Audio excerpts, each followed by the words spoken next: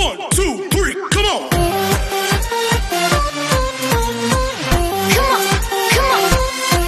Hello beautiful people! Welcome back to my channel. This is your Mama Sam. Hola mga amigo, amiga, kumare at kumpare. Kamusta kayong lahat? Sana lahat po kayo ay okay at safe ngayong araw na ito. At syempre, kung ako naman ang tatanungin nyo, nakikita naman ninyo ang beauty ng lola ninyo ngayon. Fresh overload pa rin, di ba? Ganyan talaga kapag uminom ka ng maraming vitamin C at saka syempre kumakain ka ng maraming hotdog. Dahil sa hotdog, ito ang tunay na magpapaganda sa iyo. Ang tunay na number 1. So, yon. So, kamusta naman kayo mga amigo, amiga? Sana lahat kayo ay kasing fresh at kasing ganda ng Mama Sam ninyo. Syempre, today is my birthday. So, maraming salamat sa lahat ng mga bumati sa akin at saka sa lahat ng sumusuporta sa akin, sa lahat ng lagi nag-aabang ng mga vlogs ko, at syempre sa lahat ng mga nagmamahal sa akin. Maraming salamat po sa inyong lahat.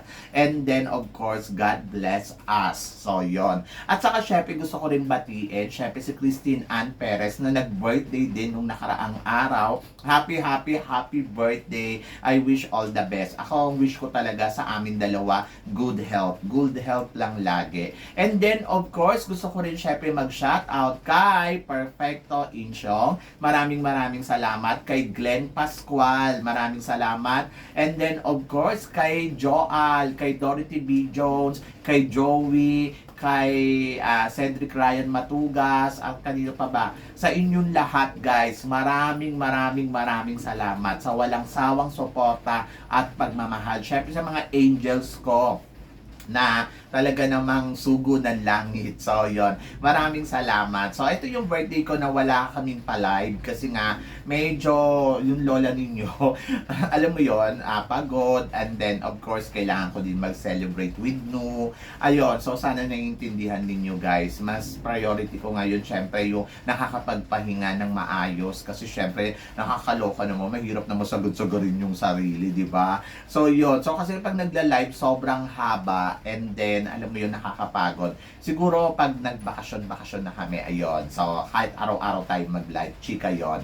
At eto na nga, Diyos ko, syempre binati ako kanina ni PE teacher ng bonggang-bongga. Gusto ko yung message niya. Ayun, sobrang ganda ng mensahe niya. At syempre, yung sa pamilya ko din, ang ganda din ng sinabi. Happy birthday.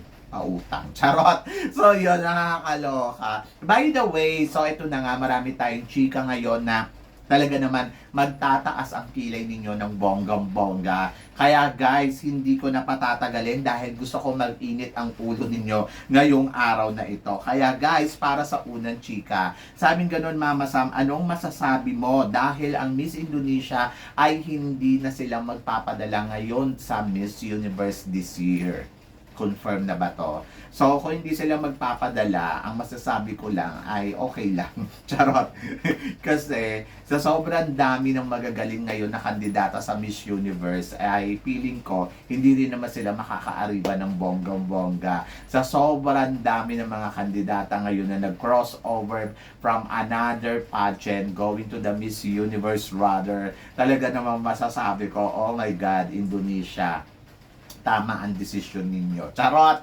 Kasi, meron silang problema na kailangan ayusin sa organization at hindi nga naman maganda yung nangyari. Nakakalungkot, sa totoo lang, nakakalungkot. Kasi syempre, ano ba naman yung sana may chance sila makalaba at makapag-compete sa Miss Universe, di ba? Malay mo, sila yung inaabangan para manalo, di ba? Kaya lang, wala tayong magagawa doon kasi meron silang hinaharap na problema na kailangan nilang ayusin regarding do sa organization. At nakakalungkot lang kasi si Fabian, parang chance niya sana to ma-experience ang Miss Universe at sana makakalaban siya, alam mo yon, para maging ano sa kanya ng bansa, alam mo yon, yung para mabigyan niya ng karangalan yung bansa niya kung sakasakali. Kaso hindi na mangyayari yon, mas lumiit yung tsansa na hindi siya makakapag-compete ng Miss Universe this year. So nakakalungkot no kung iisipin mo, parang kinurunahan ka na mag kukumpit ka sa Miss Universe tapos isang iglap, ay sorry, hindi ka kasali. Ay, di ba? Parang sayang. Anyway, marami pa naman pageant. Malay mo sa next year, mapadala uli siya sa Miss Universe, ma-appoint siya. Di ba? So, yun yung abangan natin. At ito, sumunod na chika. Mama Sam, ano namang masasabi mo sa reigning queen ng Miss Globe na from Dominican Republic? Ang masasabi ko sa kanya, wala. Wala naman siyang ganap. Meron ba? Wala naman ako narinig na ganap niya. Kumbaga, reigning queen lang siya ng Miss Globe. Ayun naman lagi naman ganun, di ba? Wala naman masyadong ganap talaga yung mga nananalo sa Globe.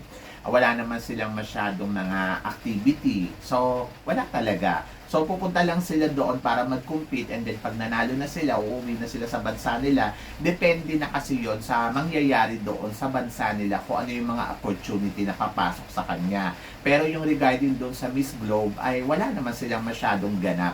Wala silang ginagawa. Charot. Kaya okay lang na hindi tayo manalo dito. Charot. So yun, so nakakaloka. Ano bang natandaan ninyo na ginawa ng Globe winners, di ba? Kahit di naman yung mga nanalo sa atin, wala naman din silang ginawa. Meron ba? Di ba? So anyway, congratulations pa rin dito kay kay Miss Dominican Republic. Napakaganda niya at sana maibigay niya ang corona sa Pilipinas. Charot. So yun, so abangan natin yan syempre. At ito sumunod na chika. Celeste Cortez, si Mama Sam, tingin mo, pwede bang sumali sa supranational? Yes! Sa totoo lang, pwede pa naman mag-compete si Celeste Cortez kahit nga sa Miss World o sa Binibining Pilipinas. Pero I think Binibining Pilipinas, wag na. Ayaw ni Christine Ann Perez. Charot. I think sa Miss World, pwede kasi yung ganda na meron siya. Ang ganda kaya ni Celeste, nakita ko sa personal. Magkamukha kami. Pero mas gusto ko na sumali siya sa supranational. Sana na-convince siya, ni Antonio Forsyth na sumali sa supranational para, alam mo yon from universe to supranational rather. Oy, hindi papalo to sa supranational. Yung beauty na meron siya, oh my God, hindi ako magtataka kung kokoronahan to dahil, alam mo yon iba ang Celeste Cortez kung beauty ang pag-uusapan. Gusto ko rin sumali dyan si Gassini Ganado kasi talaga si Jet Gassini ayun talaga performance level yon. Bukod dun sa maganda na performance level, ayun nga lang, medyo naliligwak lang talaga pagdating sa communication skills. Gusto ko rin sumali si Maureen Montaigne. Yes! Si Maureen Montaigne, gusto ko rin siyang lumahok dito sa supranational kasi yung caliber nito sa entablado ay bongga. And I think communication skills, perfect. Beauty, perfect. And then caliber, perfect. So why not, diba? Kaya lang mahirap yun Globe, isusugal niya uli yung title niya. Sabagay, uso naman yun ngayon, diba? Si Antonio Forsyth nga O, diba? Hindi natakot. So, kung talagang reyna ka. Charot! So, ayun. So, tingnan natin, abangan natin kung sino-sino ba ang mga isusunod natin ipapadala dyan sa Miss Supranational. Ngayon, nandiyan na siya sa Empire, sa Miss Philippines. Ayan. At ito ang sumunod na chika. Mama Sam, tingin mo, kaya bang pantayan ang caliber ni Catriona Gray nitong ni Antonio Forsyth? To be honest, hindi naman sila mag-caliber at hindi rin sila magkasinggaling pagdating sa communication skills. Iba, kasi marami nga nagsasabi para daw itong si Antonia daw kasi ang next Miss Universe na parang katulad daw ni Catriona Gray. I don't think so. Hindi ko masasabi na ang Thailand ay nakakuha sila ng kandidata na kasing level o kasing caliber ni Catriona Gray. Hindi ako papayag. Charot. Hindi. Sa opinion ko lang to ewan ko sa inyo.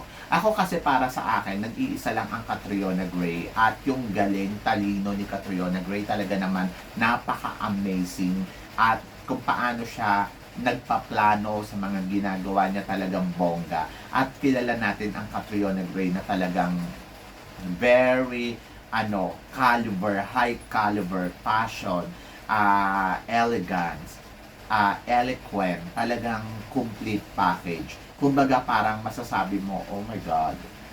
Try kaya ni Antonia lumaban sa Miss World, tignan ko kung manalo siya. Charot. Kasi parang feeling ko, si Catriona Gray, pag dinala mo sa supranational, kaya niya mag-title.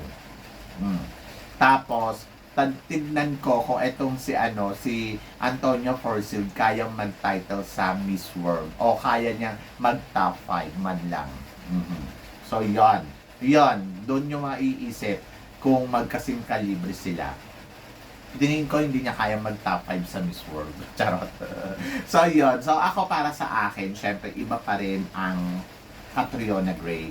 At iba ang beauty ni Catriona Gray. Nakita ko silang dalawang parehas na malapitan na eto lang yung layo. Magkaiba yung personality. Kasi si Catriona kasi with confidence. Yung confident niya kasi talaga grabe. As in talagang nandoon na alam mo na, ay, ang kumpiyansa nito ang taas.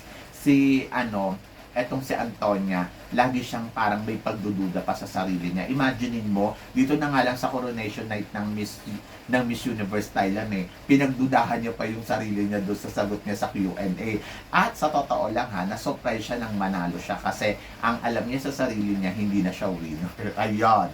Ganon! So, kaya parang feeling ko malayo. Kasi siya, as in talagang siya mismo sa sarili niya may pagdududa siya kung mananalo siya o hindi. Ang kalaban niya pa lang doon si Dina, si Jassy, nagdududa na siya sa sarili niya kung mananalo ba siya. Dapat nga mas kumpiyansa na siya natakot pa siya kay Dina, 'di ba? So yun. So ibig sabihin sa Miss Universe ay may takot pa siya sa ibang kandidata, baka matabunan siya ng galing.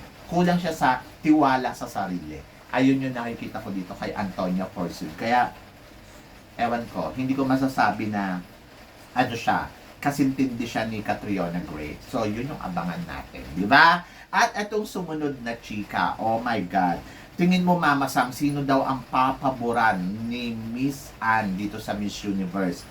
Philippines or Thailand? Gusto ko yan. Siyempre, alam ni Kun An na maraming tagahanga ang Pilipinas pagdating dito sa competition na Miss Universe. Sobra-sobra yung suporta, sobra-sobra yung talagang masasabi mong galing natin pagdating sa pag-support sa Miss Universe. At napatunayan niya yun, yung nagpunta siya doon sa Pilipinas noong Miss Universe Philippines. And then, dito naman sa Thailand, syempre gusto niya manalo sila ng Miss Universe. Alam mo yon na parang ang target nila ay manalo ng Miss Universe. Pero ako syempre, para sa akin sa totoo lang, huwag kang umasa na papaboran tayo ni Kun An dahil ang target nila ay maging Miss Universe. So, for sure, ang manok niya ay si Thailand, hindi si Philippines. Kasi, she's from Thailand. Alam mo yon. At maniwala ka man o hindi niya may iwasan na maging bias. At dahil, country niya yun kung tayo nga syempre Philippines tayo, ganon. So, siya din, ganon din siya. Pero syempre, hindi niya yung papakalata. Mas malaki ang tsansa ni Antonia na masungkit ang corona ngayon more than kay Michelle D. At totoo naman yon kasi nakakuha na sila ng kandidata na na alam mo yung ilalaban nila sa Miss Universe na ito na talaga kaya na natin to or atin na dapat to. Kasi kung hindi, wala na silang ilalaban sa Miss Universe na kalibreng kandidata. Alam mo yon, wala na silang wala na akong nakikitang kandidata sa kanila na pwedeng maging Miss Universe. Si Jassy sana kumpiyansa sa totoo lang, confident si Jassy more than kay Antonia. Pero yung ganda kasi parang hindi umuugma. Charot. So, yon. So, ako para sa akin, si Antonia na ang the best candidates nila sa Miss Universe. At wala pa akong nakikitang kandidata na kaya parang feeling ko, lamang mas papaboran ni Kun An kung papipiliin siya kung sino ang mananalo. Pwede silang mag last two standing, pero ibibigay yan kay Thailand for sure kung silang dalawa ang magla last two standing. Dahil ang Thailand, talagang nandoon na sila na uhaw sa corona. Pero, kung wala ang Antonia sa semifinals or top 5 ng Miss Universe, or si Michelle D na lang ang naiwan, for sure, Philippines to. So, wala na bang chance manalo tayo ng Miss Universe? Meron. Malaki. Pero kasi nandoon na dapat ma-elbow talaga to ni Michelle. Sa simula pala ng competition, kailangan ma-elbow niya na to. Yon. Ayun, panalo tayo. So, yun yung nakikita ko. Mananalo tayo dahil magaling tayo. Hindi tayo mananalo dahil pinapaboran tayo ng organization. Lagi niyong tandaan yan. Mananalo tayo kasi nakita ng organization yung galing ng kandidata natin. Pia Wurtzbach, Catriona Gray. Nakita ng judges yung galing ng kandidata natin. Hindi nanalo tayo dahil pinapaboran. So, yon. So, ayun yung magkaiba yun para sa akin. And then, tignan natin. Basta keep praying, keep support sa kandidata natin, lalo na kay Michelle D. Suportahan natin si Michelle D at ipanalangin natin siya.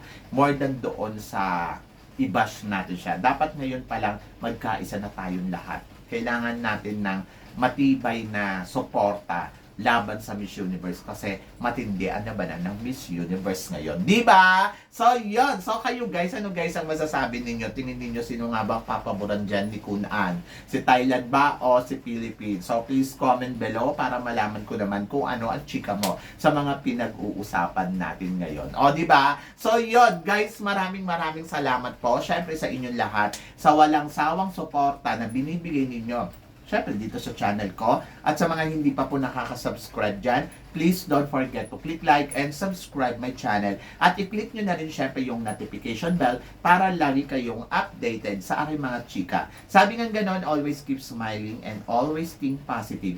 Walang imposible sa itaas, basta manalig lang tayo sa kanya. Kaya guys, hanggang dito na lang. Hanggang sa muli natin chikahan! See you tomorrow. Thank you, guys. Ah.